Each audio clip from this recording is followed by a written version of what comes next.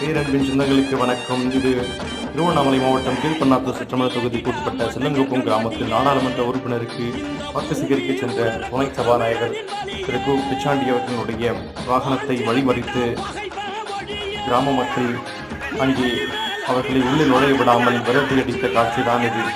இதுபோன்ற கண்கொள்ளா காட்சிகள் ஆங்காங்கே நிகழ்ந்து கொண்டுதான் இருக்கிறது. இவர்கள் ஈட்டிய பணத்தை வைத்துக் கொண்டு நம்முடைய வாக்குகளை அபகரிக்க வந்து கொண்டிருக்கிறார்கள். இவர்கள் மட்டுமல்ல, இதே போன்று முன்பு ஆண்ட கட்சியும் அதே நிலையில் இப்பொழுது ஆண்டு கொண்டிருக்கக்கூடிய மாநில கட்சியும் இதே நிலையில் தான் இருக்கிறது.